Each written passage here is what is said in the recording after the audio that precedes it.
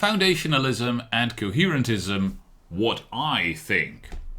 Maybe you don't care what I think, and I can't blame you. But maybe it's fun to hear a little bit, after all our previous discussions, what I think are the lessons we can learn from foundationalism and coherentism. So, let's start with foundationalism. Insofar as the foundationalist tells us that there are these sense experiences which are just true, right? They are just justified by themselves. And that's the basis of our further beliefs. Insofar as foundationalism tells us that, I think that foundationalism can't be right. I think that it fails for the kinds of reasons that I talked about in the Sellers video.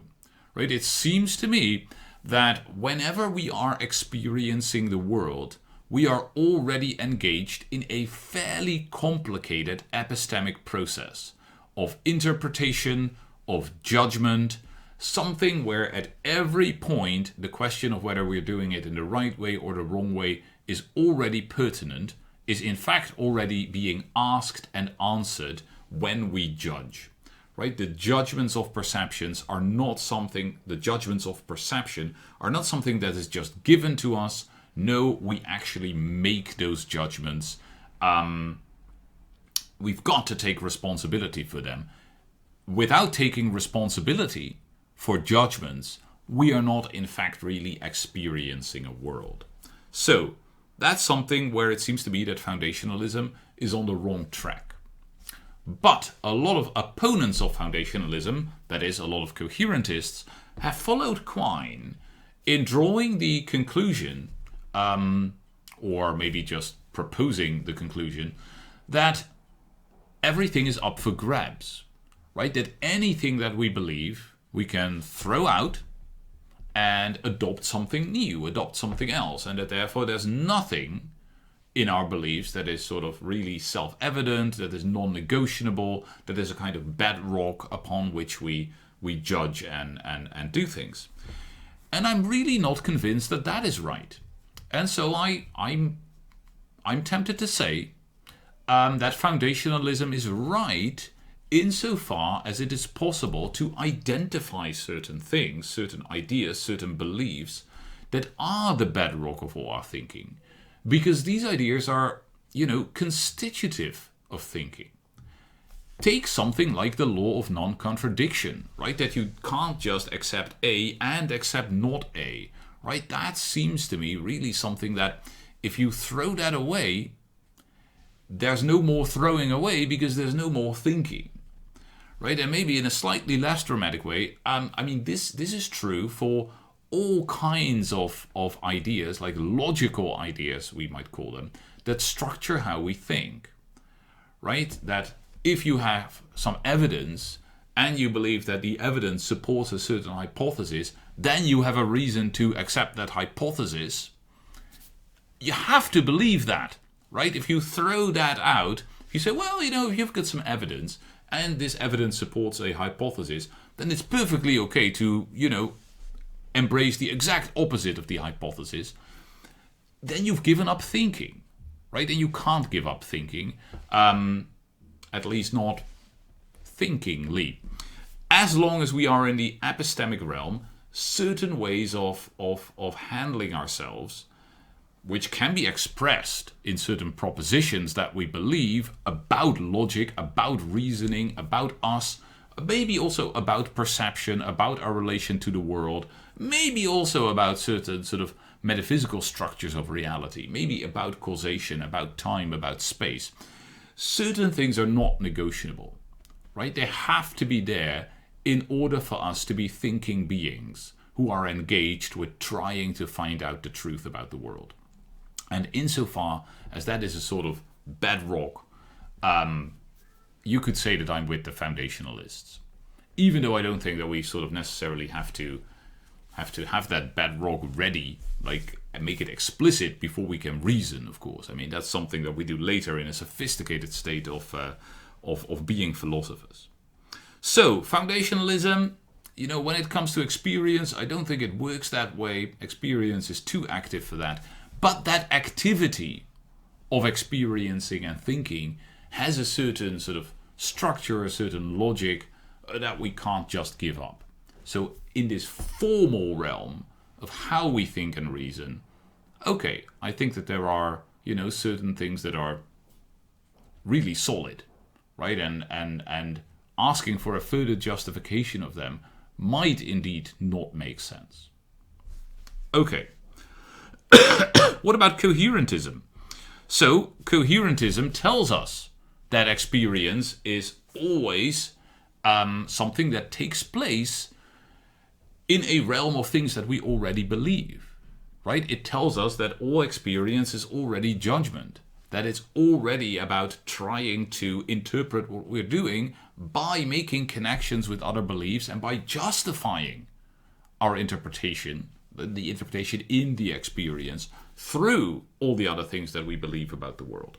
So I think coherentism really takes a very serious and important step on the way to understanding experience and understanding our relation to the world. But, okay, I mean, this is really just the opposite of what I was just saying about foundationalism, right? But if the coherentist goes on and tells me that, well, this means that everything is up for grabs, which maybe the coherentist doesn't have to, but a lot of coherentists have done that, those that work in the vein of Quine, the philosopher Quine. I mean, I wouldn't go along with that, right? Okay.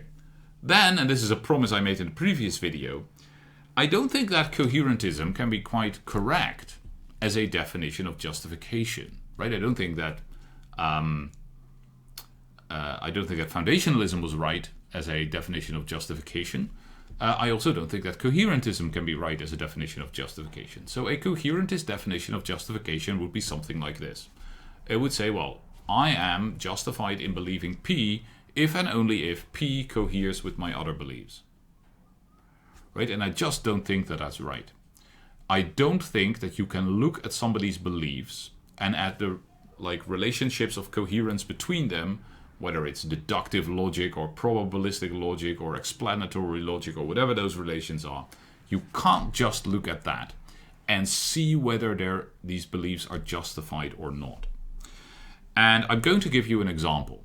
So suppose that somebody goes to medical school and they learn about the effects of a certain very new drug, right? There's a very new drug on the market and it's supposed to do this and this and this for patients.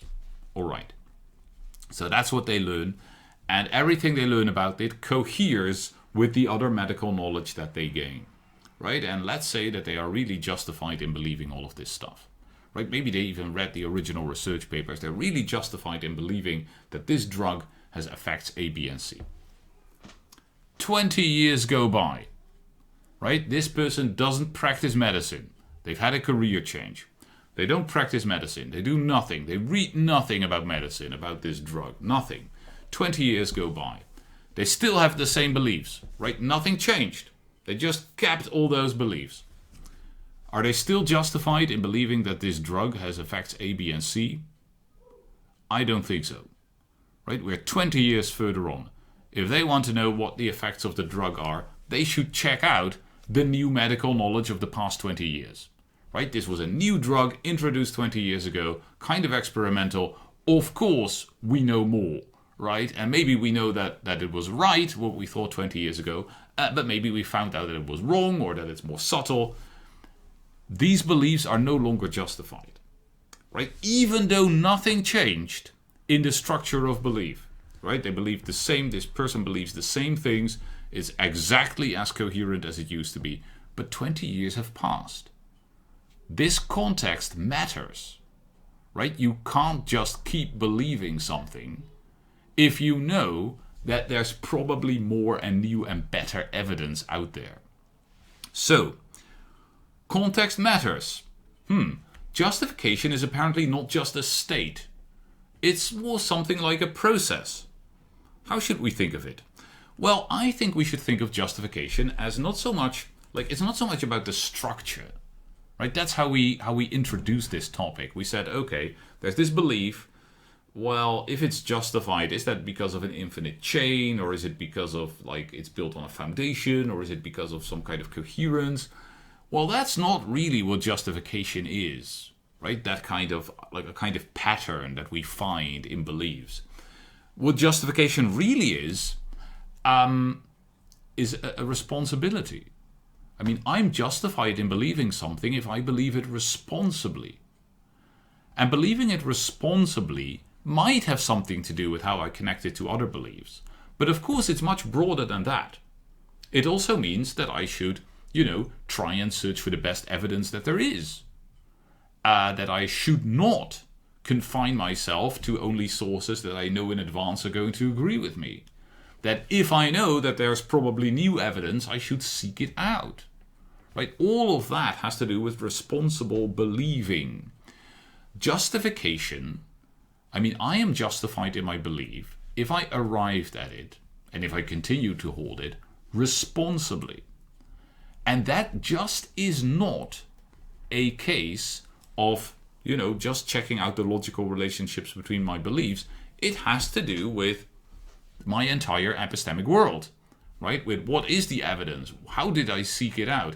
What do I know about that? What is my access to more evidence? And so on and so forth. So, it seems to me that you're never going to tell a correct story about justification if you don't bring in the responsibility of the knower and the entire context in which that responsibility takes place. And that means that we see already here a theme that is going to be very important later on in our course, the theme of social epistemology, right? The idea that what we know, whether we know something, and all these other things that have to do with the epistemic, you have to look at social context, right? It is the fact that other people have been researching this drug over the past 20 years, that other people have been doing that, makes me not justified in holding on to my old beliefs, right? Even though I had nothing to do with that, even though I wasn't involved, I heard nothing about it, still what they did takes away my justification. Okay. Maybe it's also the case, by the way, that if I suddenly start practicing medicine again, right, the justification of my medical beliefs takes a big drop. Because now it's so much more important that I'm right. If I'm actually going to give people this drug, I mean, the standard of justification might rise immensely, right? Maybe I need to do a lot more research before I'm justified. Whereas if I only use this knowledge in a pub quiz, who cares? Maybe the standard of justification is lower. That would be another social dimension. But even if you don't bring that in, right, the pragmatics or like the effects of the belief, just whether I'm justified is going to depend on social context, on who I'm talking to, in what I hear from other people, and so on. So we're going to talk about those social dimensions later on in the course. For now, I would like to stress that justification has something to do with not just a sort of static state or logical relations between beliefs. It must have something to do with how I act as a believer, right? And if I act to the best of my ability, then maybe I'm justified. And if I don't act to the best of my ability, then maybe I'm not justified. And that is going to involve a lot more than just linking up my beliefs using correct argument patterns. Thank you.